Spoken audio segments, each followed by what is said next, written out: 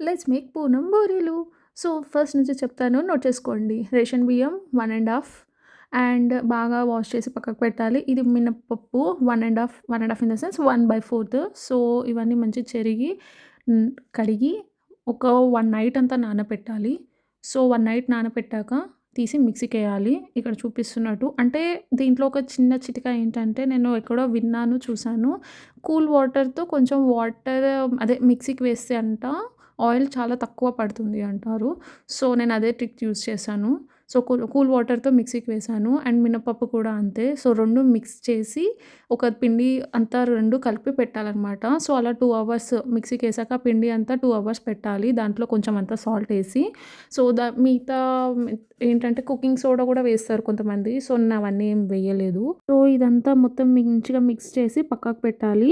ఈ లోపల శనగపప్పుతో మనం పూర్ణం రెడీ చేసుకోవచ్చనమాట. సో, శనగపప్పులు అండ్ దీంట్లోకి కావాల్సిందంతా బెల్లము, యాలకులు. సో, శనగపప్పు ఏంటంటే ఒక గ్లాస్, ఫుల్ గ్లాస్ ఎంతైతే తీసుకుంటున్నామో అదంతా మంచిగా చెరిగి, మంచిగా వాష్ చేసి ఇది కూడా 1 అవర్ అట్‌లీస్ట్ 1 అవర్ నానబెట్టాలి. 1 అవర్ తర్వాత ఇది కుక్కర్ పెట్టాలనమాట. అట్‌లీస్ట్ ఒక 5-6 విజిల్స్ వచ్చేలాగా మనం మంచిగా మెత్తగా ఉడకాలనమాట. సో, ఎలా అంటే పట్టుకుంటే మొత్తం ఇలా మెత్తగా అయిపోవాలి. సో, అంతవరకు ఉడికించుకోవాలి. ఉడికించుకున్నాక మొత్తం పప్పుతో మొత్తం పేస్ట్ చేసుకోవాలి. అండ్ కొంతమంది ఏంటంటే మిక్సీకి చేస్తారు. సో, నేను డైరెక్ట్ దీంతోనే చేశాను.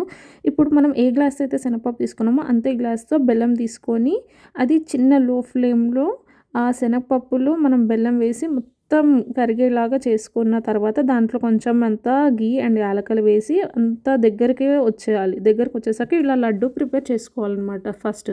లడ్డూలాగా ప్రిపేర్ చేసుకొని పక్కకు పెట్టుకోవాలి రెడీగా. నెక్స్ట్ మెయిన్ ప్రాసెస్ బండిలోకి మనం ఆయిల్ తీసుకొని అది ఫుల్ హై ఫ్లేమ్‌లో పెట్టుకొని బాగా నూనె బాగా హీట్ అయిన తర్వాత అప్పుడు మీడియం ఫ్లేమ్‌లో పెట్టుకొని ఆ పిండిలో ఇక్కడ చూపిస్తున్నట్టు ఫస్ట్ చిన్న లడ్డూలాగా చేసుకుందంతా దాంట్లో కొంచెం ముంచుకోవాలి. మరీ ఎక్కువ పిండి వద్దు, మరీ సన్నగా వద్దు.